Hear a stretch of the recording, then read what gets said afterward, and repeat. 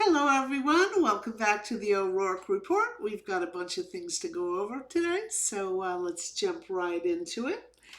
The first thing we're going to tackle, I've put a couple of days in between me and its airing, was Sunday's episode of Jersey, and it kind of this is the tale of the warring parties. Last week's episode was Melissa's housewarming party, which had the Capri theme, and devolved into the usual squabble that happens in between the ladies, and that squabble was Margaret making sure to send a copy of a text message she had received to Jackie. She sent it over to Dolores, which had derogatory things to say about Dolores, and kind of exposed Jackie for this double game that she's playing. This very strange game. I think the game got even stranger in this week's episode.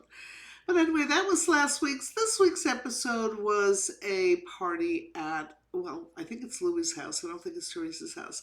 At Louie's house, and which had everything, including a glitter station for incoming guests. Glitter station? I mean, they were expecting everyone to have glitter painted on their face. A little strange. I could see that at a children's party, but no, it was a glitter party, and everyone got these stripes of glitter on their face. So anyway, the party is held outside. It's beautiful. It's got a beautiful backyard, beautiful pool. All the serving trays were these big tinfoil trays, though. Little cheese ball there, Louie. You could have classed that up a little bit. Um, and and much of it late in the season. I have got to figure it had to have been mid-October, based upon how they usually tape, and the fact that I think we've seen a couple of exterior shots on homes that had, pumpkin and fall decorations outside. So it was late in the season, and all the women were freezing. They all had bare shoulder gowns on or outfits on, and they were all standing up there literally going like this, their teeth chattering. And of course, the big reveal is we see what has been rumored all season and is also being put forth as the reason we have not seen much of Jen Aiden in any of the later episodes because of this incident. I mean, I think the rumors I've heard is that she's been let go because of this, or is on the bubble, or who knows, suspended. I don't know what that criteria is for when one of the women, exhibit violent behavior. I just don't know. I guess, does it depend on producer to producer? I have no idea. Well, anyway, let me go on. Uh, Jen Aiden picks a fight with Danielle Cabral, inferring that Danielle, through the some kind of charity event, and pocketed the money, paid herself first before, and then no money went to charity. It was really a low blow insinuation, and just the only way that Jen Aiden can do. Her husband, meanwhile, in the kitchen getting plowed. The surgeon, keep that in mind, ladies. Um, and it escalates, and she pushes Danielle violently, pushes Danielle, and Danielle, being as she says, I'm a Staten Island girl, throws her drink at Jen Aiden in a little plastic cup and whacks her on the side of the head with the cup. Completely reflex move based upon the shove, and the party just breaks apart from there. So it's going to be curious to see. I don't know how many more episodes there are in the season. Apparently, things got even worse, and which is why it led to producers and Bravo and Andy Cohen. He's an executive producer of all the Housewife franchises. Decided not to have a reunion. And, honestly, it's kind of disappointing because at this point, we're all really, I think the viewer is hotly sick of Teresa and her lapdog, Jen Aiden, who does all the dirty work for Teresa. Because I think Teresa, as a convicted felon, there's certain things she can't do. She can't get into fisticuffs.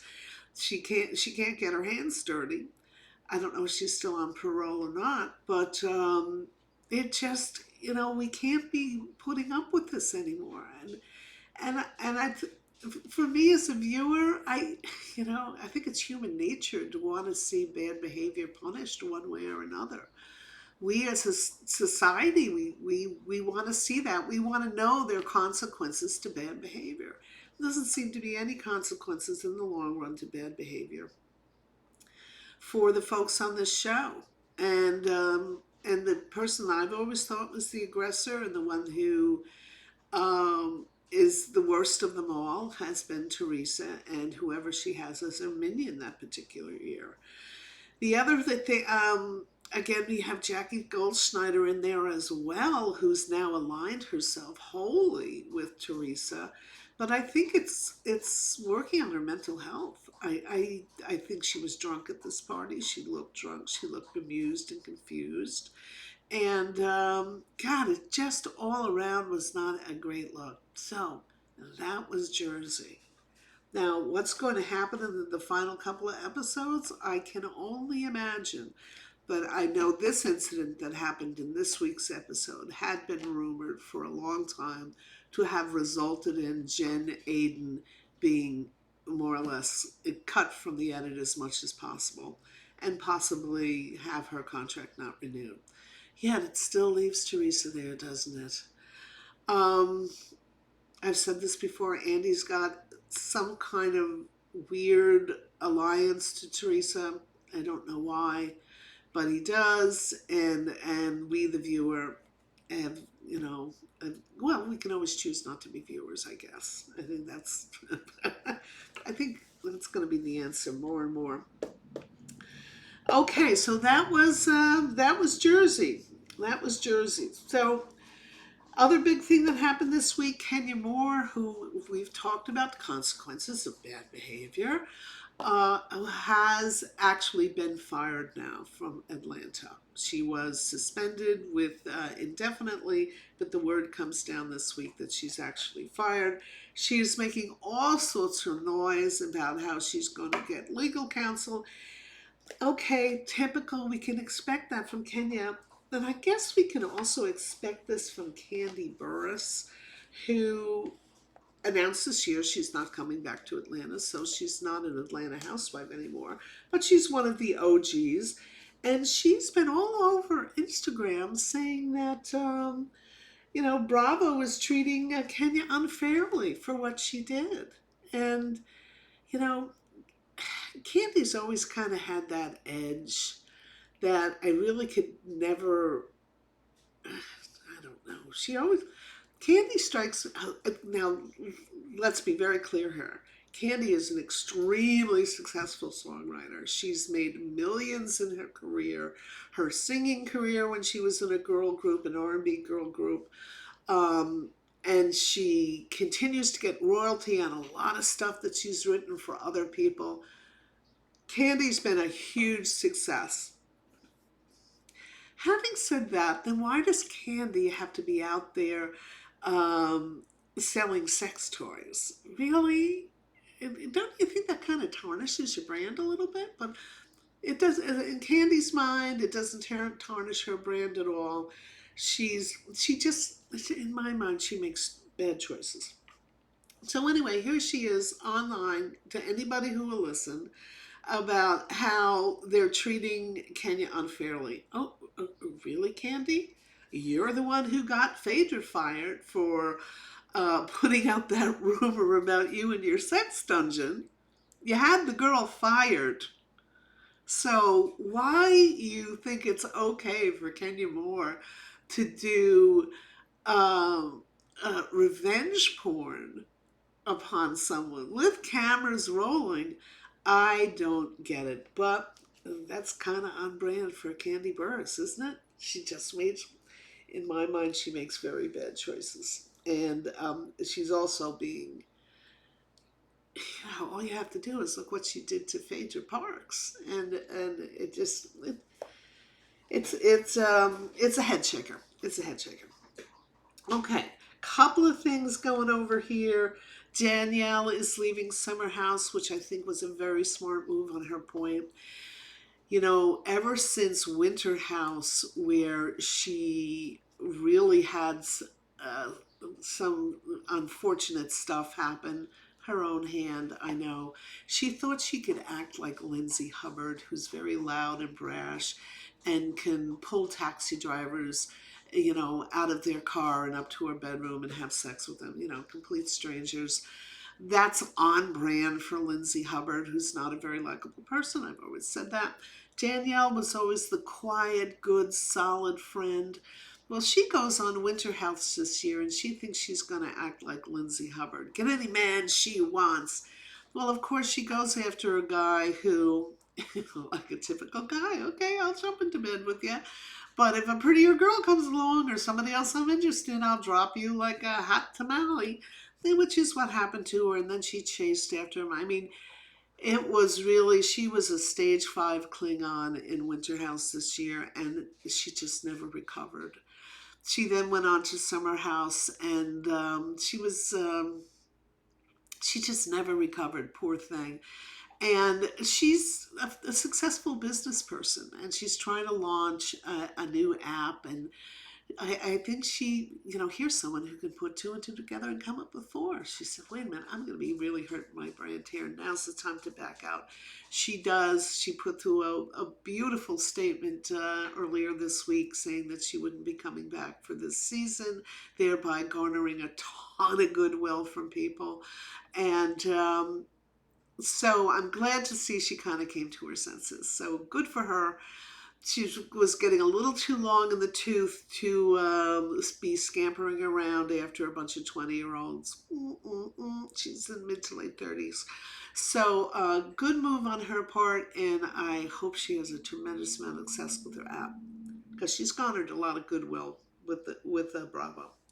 Speaking of Summer House, evidently, and I never knew this, I didn't listen to it, Paige and Hannah, who you know started together on the show. Hannah was not asked back, I think, after season 4 or 5, maybe. She wasn't very likable. She had a very unlikable boyfriend. She did a lot of unlikable things, a lot of cringe-worthy things. Well, these two have remained friends. In fact, they have a podcast called Giggly Squad, and I guess it's pretty popular because now they've put out a book called Giggly Squad.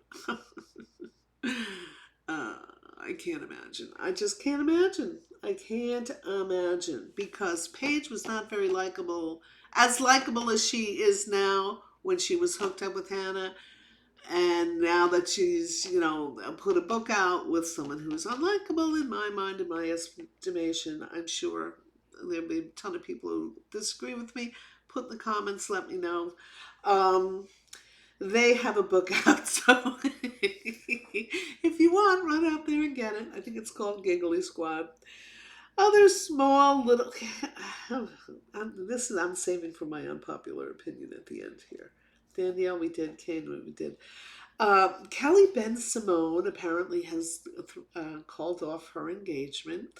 She, you recall, was an original New York housewife, and she starred in Scary Island, which I always blamed Bethany Frankel for.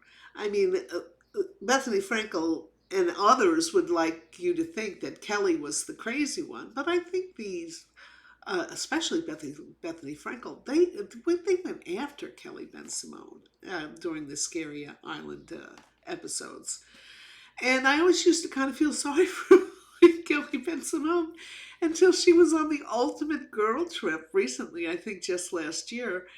And it turns out she is that crazy, because she was crazy on the Ultimate Girls Trip. I was like, oh, I totally read that wrong. I still blame Bethany Frankel for going after her. There's no need to do that. But anyway, supposedly she has called off the wedding because the guy she was going to marry would not sign a prenup. Well, good for you, Kelly, because she did struggle. She was not one of the rich ones. She was, although she was married to a very famous photographer, is the father of her children. I think, she had a long haul, and what she did to make a career for herself, she became a successful real estate agent in Manhattan with the same firm that had Frederick and a whole bunch of other ones, and she apparently it does really, really well. And then presumably is making good money. Good for you, Kelly. Stick to your guns. This guy was refusing to sign a prenup. That's a warning sign.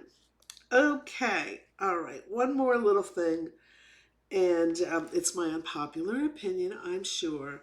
But why is Vogue trying to make Katy Perry happen?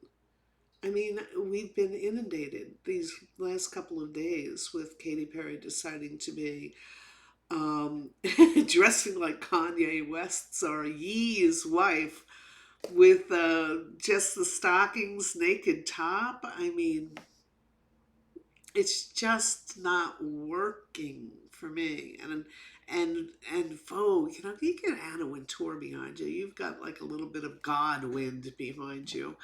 And so apparently they're trying to make her happen again. I don't know if she's going to happen again. So that's my unpopular opinion.